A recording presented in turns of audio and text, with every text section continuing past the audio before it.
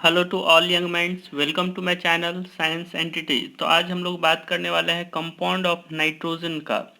इससे पहले हम लोग जो कवर कर चुके हैं वो physical property of nitrogen family elements and chemical property of nitrogen family elements cover कर चुके। अब नेक्स्ट टॉपिक है आपका कंपाउंड्स ऑफ नाइट्रोजन। सबसे पहले नाइट्रोजन डाई नाइट्रोजन के फॉर्म में एग्जिस्ट करता है, N2 के फॉर्म में एग्जिस्ट करता है। तो सबसे पहले हम लोग N2 के बारे में पढ़ना चाहते हैं और पढ़ते हैं। देखिए आप, प्रिपरेशन। तो सबसे पहले N2 का प्रिपरेशन कैसे किया जाता है। तो फर्स्ट है, in laboratory it is prepared by treating N aqua solution of ammonium chloride with sodium nitrite.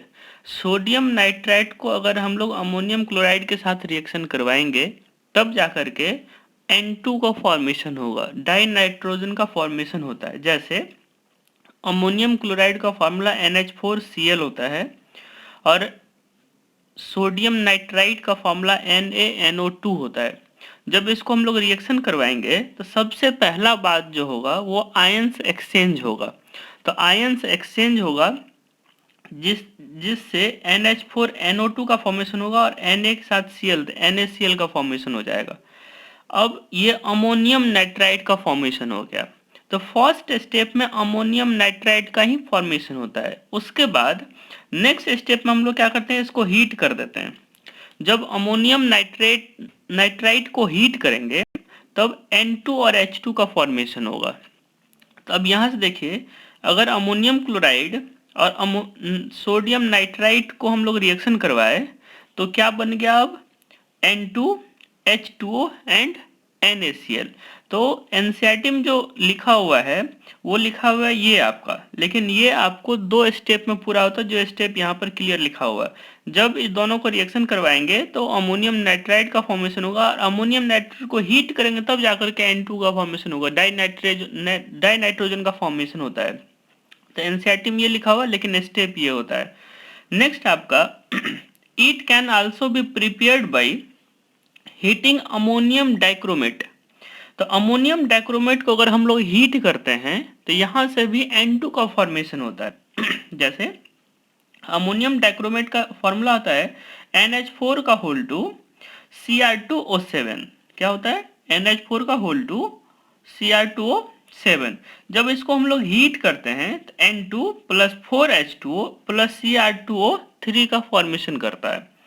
अब यहाँ देखिए रिएक्शंस कैसे कैसे हो रहा है।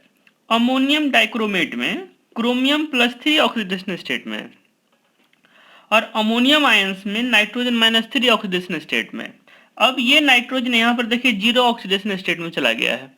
तो -3 से 0 कब जाएगा, -3 अगर किसी के ऊपर चार्ज है इसका मतलब होता है उसके पास 3 इलेक्ट्रॉन ज़्यादा है, और जब किसी के पास 0 चार्ज होता है इसका मतलब ये होता है जितना उसके पास इलेक्ट्रॉन प्रोटॉन का नंबर था उतना ही अभी भी है, मतलब ना ही एक्स्ट्रा है और ना ही कम है।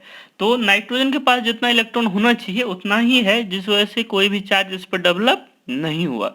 लेकिन यहाँ पर नाइट्रोजन का 0 चार्ज नहीं होना ये दिखाता है जिसमें इलेक्ट्रॉन का नंबर ज़्यादा है, और कितना इलेक्ट्रॉन का नंबर ज़्यादा है, जितना नेगेटिव चार्ज है। इसका मतलब 3 इलेक्ट्रॉन्स यहाँ पर नाइट्रोजन पर ज़्यादा है, एक्स्ट्रा है, और यहाँ पर कोई एक्स्ट्रा इलेक्ट्रॉन नहीं है। तो यहाँ से यहाँ अगर गया तो एक्स्ट्रा इलेक्ट्रॉन तो गायब होते हुए नजर आ रहा है। तो जब एक्स्ट्रा इलेक्ट्रॉन गायब होगा इसका मतलब लॉस ऑफ इलेक्ट्रॉन होगा, और लॉस ऑफ इलेक्ट्रॉन प्रोसेस को हम लोग कहते हैं ऑक्सीडेशन। तो यहाँ पर नाइट्रोजन का क्या हो रहा है, ऑक्सीडेशन। यहाँ देखिए आप, क्रोमियम +6 ऑक्सीडेशन स्टेट में और यहाँ पर +3 ऑक्सीडेशन स्टेट में। +6 ऑक्सीडेशन स्टेट का मतलब होता है 6 इलेक्ट्रॉन का कमी, और +3 ऑक्सीडेशन स्टेट का मतलब होता है 3 इलेक्ट्रॉन्स का डिफिशियंसी, कमी। यहाँ पर 6 का कमी था, यहाँ पर 3 ही का कमी है। इसका मतलब 3 का कमी दूर हो गया, इसका मतलब कहीं से इलेक्ट्रॉन को गेन किया है। कितना इलेक्ट्रॉन को, 3 इलेक्ट्रॉन्स को। तो अब क्रोमियम +6 आयंस अगर 3 इलेक्ट्रॉन्स को गेन कर लेगा तो +3 ऑक्सीडेशन स्टेट होगा। तो यहाँ पर देखिए क्या इसमें गेन ऑफ इलेक्ट्रॉन आपको दिख रहा है, बिल्कुल दिख रहा है। तो जब गेन ऑफ इलेक्ट्रॉन हो रहा हो तो उसको हम लोग क्या कहेंगे, रिडक्शन। तो gain of electron is known as reduction और loss of electron is known as oxidation. तो अब एक ही मॉलिक्यूल्स है, कौन, अमोनियम डाइक्रोमेट। अमोनियम डाइक्रोमेट के डिफरेंट एटम के पास एक में ऑक्सीडेशन और दूसरे में रिडक्शन हो रहा है। जब ऑक्सीडेशन रिडक्शन किसी भी एक ही मॉलिक्यूल्स में होता है तो उसको हम लोग कहते हैं intramolecular redox reaction. Redox reaction किसको कहेंगे, reaction in which oxidation and reduction takes place. यहाँ पर ऑक्सीडेशन भी हो रहा है और रिडक्शन भी हो रहा है, और कितने मॉलिक्यूल्स में हो रहा है, ओनली वन मॉलिक्यूल्स में, इसलिए यहाँ पर इंट्रामॉलिक्यूलर्स लगा दिया गया है। तो इंट्रामॉलिक्यूलर्स, मॉलिक्यूलर रिडॉक्स और रिएक्शन। तो ये इंट्रामॉलिक्यूलर रिडॉक्स रिएक्शन है। जब अमोनियम डाइक्रोमेट को हम लोग हीट करेंगे तो N2H2O और क्रोमियम ऑक्साइड का फॉर्मेशन करेगा। क्लियर है। अब यहाँ पर है थर्ड आपका प्रोसेस। थर्ड प्रोसेस यहीं से क्लियर होता है।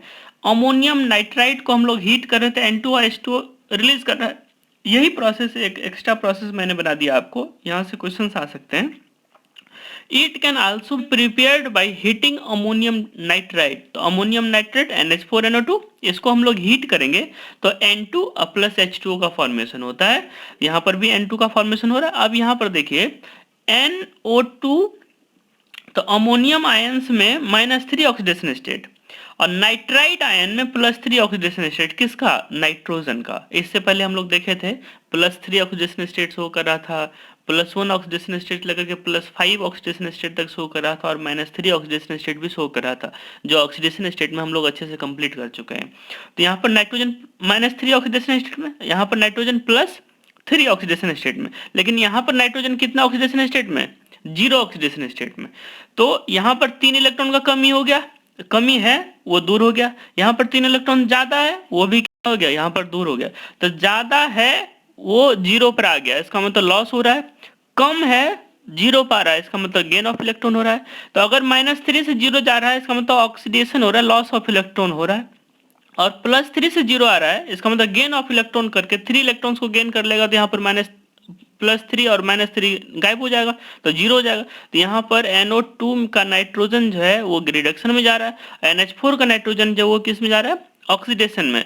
तो यहाँ पर रिडॉक्स रिएक्शन भी हो रहा है, लेकिन इस तरह के रिडॉक्स रिएक्शन जो एक ही तरह के एटम में हो रहा होगा उसको हम लोग कहते हैं डिसप्रोपोर्शनेशन रिएक्शन।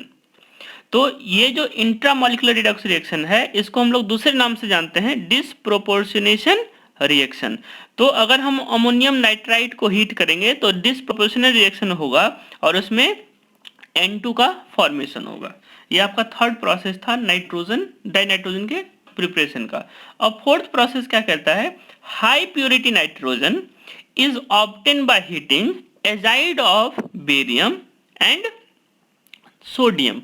तो एजाइड किसको कहते हैं, those kind of substances in which nitrogen N3- ion is present. N3- ion को हम लोग एजाइड आयन के नाम से जानते हैं, और जिसमें ये आयन्स रहेगा उसको उसका एजाइड कहेंगे। जैसे अगर बेरियम के साथ N3- रहे तो उसको कहेंगे बेरियम एजाइड, और सोडियम के साथ अगर N3- रहे तो उसको कहेंगे सोडियम एजाइड। तो अगर हम बेरियम एजाइड को हीट करते हैं तो बेरियम प्लस क्या फॉर्म करता है, N2, तो यहां से भी रिलीज हो रहा है N2। अगर सोडियम एजाइड को हम लोग हीट करते हैं तो sodium plus N2 gas release करेगा। तो अब यहां पर देखिए ये फोर्थ प्रोसेस है जो एजाइड आयन की हीटिंग, एजाइड का हीटिंग कर रहे थे बेरियम एंड सोडियम का, तब जाकर के N2 का फॉर्मेशन हो रहा था। ये फोर्थ स्टेप है। फिफ्थ स्टेप यहां पर लिखा हुआ है आपको, ऑन कॉमर्शियल स्केल। अगर हम लोग कमर्शियल स्केल पर हमको N2 चाहिए तो N2 is obtain bye liquefaction of gas या फिर एयर। तो एयर को हम लोग लिक्विफाइड करेंगे। जब एयर को लिक्विफाइड करते हैं तो N2 और O2 लिक्विड फॉर्म में हमको मिलता है। 78% N2 एंड 21% O2। ये भी इंपॉर्टेंट है और ये आपको एनसीईआरटी में दिया हुआ है, तो ये भी इंपॉर्टेंट है। Boiling point of N2 is -193 और boiling point of oxygen is -185। ये आपका फिफ्थ मेथड ऑफ प्रिपरेशन था। अब आपका है टोटल N2 का मेथड ऑफ प्रिपरेशन फिफ्थ ही पढ़ना है, इससे ज्यादा कहीं नहीं पढ़ना है। ये एक्स्ट्रा आपको पढ़ा दिए जिसमें एनसीईआरटी में कुछ है कुछ नहीं भी है। तो नेक्स्ट है आपका प्रॉपर्टीज। प्रॉपर्टी दो तरह के होते हैं, एक फिजिकल प्रॉपर्टी होता है और दूसरा केमिकल प्रॉपर्टी होता है। सबसे पहले हम लोग फिजिकल प्रॉपर्टी के बारे में पढ़ते हैं। ये कलरलेस होता है। कलरलेस मतलब कोई भी कलर का नहीं होगा। ये ऑर्डरलेस होता है, कोई स्मेल भी इसके पास नहीं होगा। नेक्स्ट आपका neither combustible nor supporter of combustion, जैसे O2 और कंबशन को सपोर्ट करता है और H2 कंबशन में इन्वॉल्व होता है, कंबशन उसका होता है। तो अब N2 एक ऐसा एलिमेंट है जिसका कंबशन भी नहीं हो सकता और कंबशन में ये सपोर्ट भी नहीं कर सकता। नेक्स्ट है आपका फोर्थ प्रॉपर्टी की फिजिकल प्रॉपर्टी, लेस रिएक्टिव और non reactive eight normal temperature. बिल्कुल, अगर नाइट्रोजन को देखेगा तो एक नाइट्रोजन दो नाइट्रोजन के साथ, एक नाइट्रोजन अदर नाइट्रोजन के साथ ट्रिपल बॉन्ड से जुड़ा हुआ है। और जब ट्रिपल बॉन्ड्स होता है तो इसमें एनर्जी बहुत ज़्यादा होता है, और जब एनर्जी बहुत ज़्यादा होगा तो ये ब्रेक ही नहीं करेगा, और जब ब्रेक नहीं करेगा तो ये रिएक्टिव कम होगा। इसलिए कह रहा है लेस रिएक्टिव और non reactive eight normal temperature. क्यों? क्योंकि बॉन्ड डिसोसिएशन एनर्जी बहुत ज़्यादा है, क्योंकि ट्रिपल बॉन्ड है। फिफ्थ है आपका very less soluble in water. N2 water में बहुत कम सॉल्युबल होता है, very less soluble in water. Low freezing and boiling point, बिल्कुल फ्रीजिंग पॉइंट भी इसका बहुत कम होता है और बॉइलिंग पॉइंट भी इसका बहुत कम होता है। यहाँ देखिए -193 डिग्री सेल्सियस इतना इसका बॉइलिंग पॉइंट होता है, तो बहुत लो बॉइलिंग पॉइंट भी इसका होता है। तो ये आपका था फिजिकल प्रॉपर्टी, और टोटल आपको मैंने पढ़ाया 6th physical property of nitrogen. ये मेथड ऑफ प्रिपरेशन मैंने पहले डिस्कस कर चुका। अब है केमिकल प्रॉपर्टी ऑफ नाइट्रोजन। तो सबसे पहले नाइट्रोजन का केमिकल प्रॉपर्टी में देखते हैं कौन सा है। तो अगर हम लोग नाइट्रोजन को मैग्नीशियम के साथ रिएक्शन करवाएंगे तो मैग्नीशियम नाइट्राइड का फॉर्मेशन करता है। तो N2 react with metal like lithium, calcium, magnesium etc to form ionic nitride. बिल्कुल, नाइट्रोजन क्या है आपका नॉन मेटल, और लिथियम मेटल, कैल्शियम मेटल और मैग्नीशियम मेटल। तो अगर नॉन मेटल मेटल के साथ कंबाइन करता है तो bye the losing and bye the gaining of electron के थ्रू करता है। और those kind of bond which is formed by the losing or gaining of electron is known as ionic bond. Or those kind of substances in which ionic bond is present, then compound is known as ionic compound. तो यहाँ पर भी magnesium और nitrogen जो combine कर रहा है, तो एक तो नॉन मेटल है और दूसरा क्या है मेटल है। तो मैग्नीशियम मेटल और N2 नॉन मेटल, इस दोनों के बीच में जो रिएक्शन होगा वो क्या होगा बाय द लूजिंग और by the gaining of electron के थ्रू होगा। और बाय द लूजिंग और by the gaining of electron के थ्रू Mg3N2 का फॉर्मेशन करेगा, जिसको हम लोग मैग्नीशियम नाइट्राइड के नाम से जानते हैं। और ये नाइट्राइड जो है वो किस नेचर का होगा आयनिक नेचर का होगा। नेक्स्ट है लिथियम, अगर N2 के साथ कंबाइन करता है तो लिथियम नाइट्राइड Li3N का फॉर्मेशन करेगा। लिथियम नाइट्राइड Li3N का फॉर्मेशन करेगा, और ये भी किस नेचर का होगा आयनिक इन नेचर होगा। अगर कैल्शियम नाइट्रोजन के साथ कंबाइन करता है तो Ca3N2 का फॉर्मेशन करेगा, कैल्शियम नाइट्राइड का फॉर्मेशन करेगा, और ये भी किस नेचर का होगा आयनिक नेचर का। क्यों? क्योंकि मेटल एंड नॉन मेटल के बीच में बॉन्ड बन रहा है, और कोई भी बॉन्ड अगर मेटल नॉन मेटल के बीच में बनता है तो वो आयनिक इन नेचर होगा। क्यों होगा आयनिक इन नेचर? क्योंकि आयंस के बीच में बनेगा, बाय द लूजिंग और by the gaining of electron के थ्रू बनता है। तो ये आपका हो गया chemical property of, first chemical property of क्या नाइट्रोजन N2। नेक्स्ट है आपका N2 react with CaC2 to form cyanamide. बिल्कुल, अगर नाइट्रोजन N2 कैल्शियम कार्बाइड के साथ, CaC2 को हम लोग कहते हैं कैल्शियम कार्बाइड, तो अगर नाइट्रोजन कैल्शियम कार्बाइड के साथ रिएक्ट करेगा तो साइनामाइड का फॉर्मेशन करेगा। देखिए CaC2 अगर N2 के साथ कंबाइन कर रहा है तो CaCN2 का फॉर्मेशन करता है। किसका? CaCN2 का फॉर्मेशन करता है, जिसको हम लोग साइनामाइड के नाम से जानते हैं। तो साइनामाइड का फॉर्मूला क्या होगा CaCN2, और प्लस कार्बन को रिलीज कर देता है। तो अब साइनामाइड एंड कार्बन के मिक्सचर को हम लोग नाइट्रोलिम के नाम से जानते हैं। ये बहुत इंपॉर्टेंट है आपका। नाइट्रोलिम किसको कहेंगे? Mixture of cyanamide and carbon is known as nitrolim. Nitrolim is form during reaction of N2 with Ca C2। तो अगर N2 का रिएक्शन हम लोग CaC2 के साथ करवाएंगे, कैल्शियम कार्बाइड के साथ करवाएंगे, तब जाके के नाइट्रोलियम का फॉर्मेशन होगा। Nitrolim is a mixture of cyanamides and carbon. तो ये नाइट्रोलियम भी आप याद रखेंगे और साइनामाइड्स भी याद रखेंगे। ये बहुत दोनों टर्म जो है वो बहुत इंपॉर्टेंट है, और ये रिएक्शन भी बहुत इंपॉर्टेंट है आपका, ये पूछा भी जा चुका है। नेक्स्ट है आपका N2 react with H2 to form NH3। NH3 covalent nature का होता है। अब देखिए कैसे होता है भाई, नाइट्रोजन नॉन मेटल है, हाइड्रोजन भी नॉन मेटल है, और दो नॉन मेटल के बीच में जो बॉन्ड बनता है by the sharing of electron. तो शेयरिंग ऑफ इलेक्ट्रॉन की वजह से जो बॉन्ड बनेगा तो उसको हम लोग कहते हैं कोवेलेंट बॉन्ड। और जब कोवेलेंट बॉन्ड किसी भी मॉलिक्यूल्स या फिर किसी भी कंपाउंड्स में रहेगा तो उसको हम लोग कहेंगे कोवेलेंट कंपाउंड। तो NH3 कोवेलेंट इन नेचर होगा। N2 अगर 3H2 के साथ कंबाइन करेगा 2NH3 का फॉर्मेशन करेगा।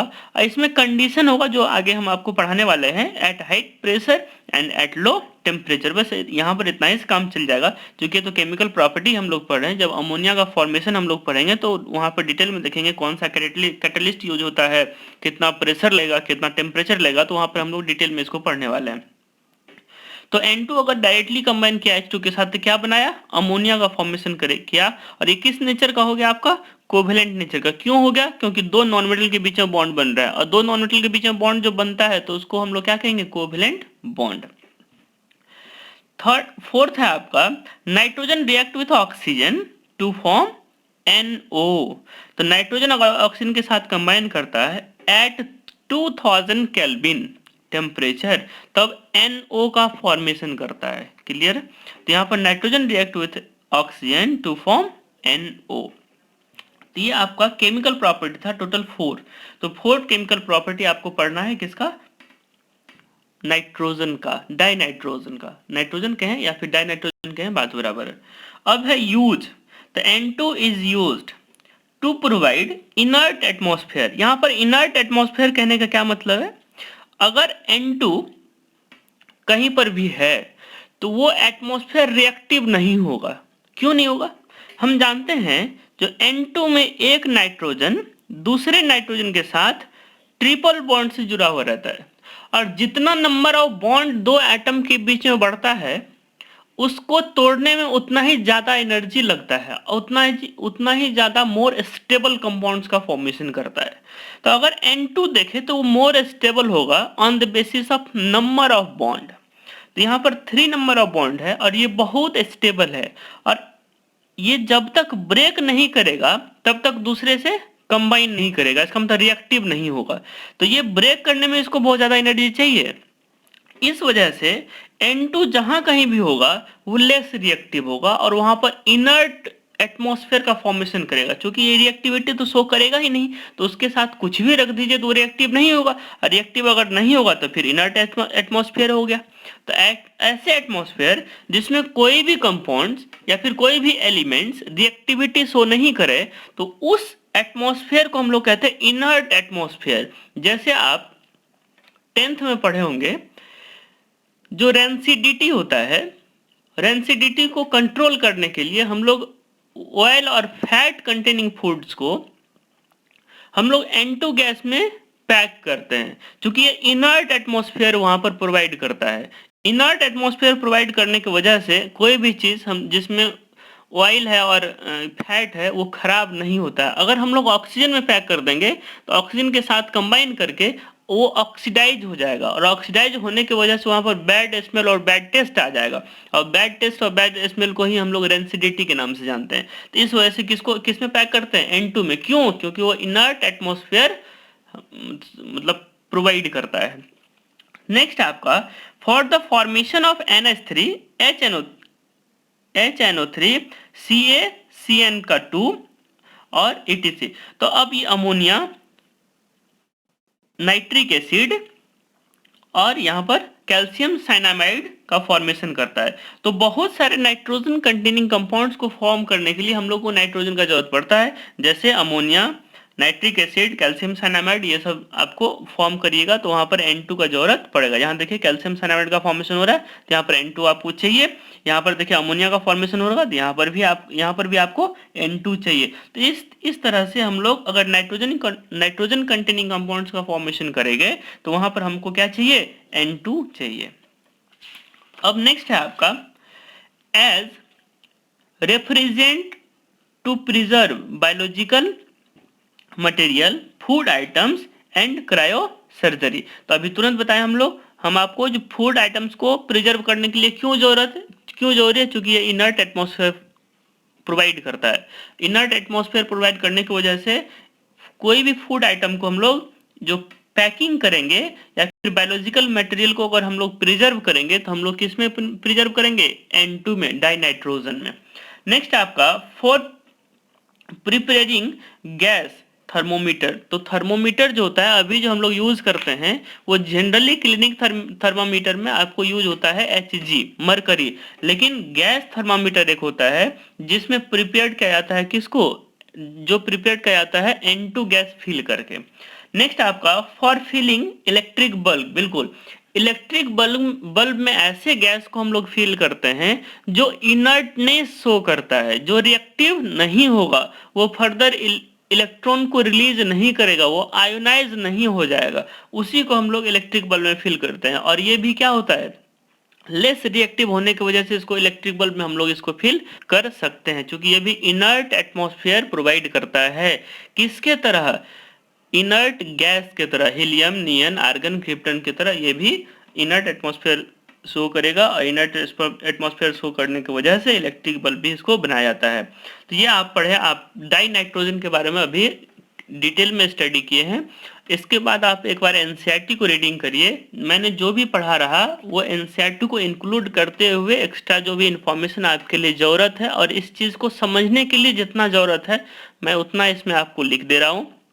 इसके बाद आप एक बार एनसीईआरटी को रीडिंग कर लें और A to Z क्वेश्चंस आपका बन जाएगा। और वैसे भी जैसे ही पी ब्लॉक हम लोग का कंप्लीट होता है उसके बाद एक क्वेश्चन सेशन हम लोग रखेंगे और क्वेश्चन सेशन में क्या करेंगे, जितना एनसीईआरटी के क्वेश्चंस है, जो भी इंपॉर्टेंट क्वेश्चन है अदरवाइज एनसीईआरटी और जो भी आज तक पूछा हुआ क्वेश्चन है सारा का नोट्स आपको अवेलेबल करवाएंगे। A to Z जिस तरह से अभी पढ़ा रहे हैं इसी तरह से हम वो भी पढ़ाएंगे आपको। A to Z क्वेश्चंस का आंसर आपको आपके नोटबुक में रहेगा। पहले हम लोग थ्योरी कंप्लीट कर लें, उसके बाद फिर इसी थ्योरी से रिलेट करके हम लोग क्या करेंगे, सारा का सारा क्वेश्चन आंसर सॉल्व करेंगे। वहां पर आपको एनसीईआरटी भी रखेंगे और उससे आपको हम दिखाते जाएंगे ये क्वेश्चन है ऐसा बनेगा, ये क्वेश्चन है ऐसा बनेगा। Okay, thank you for watching.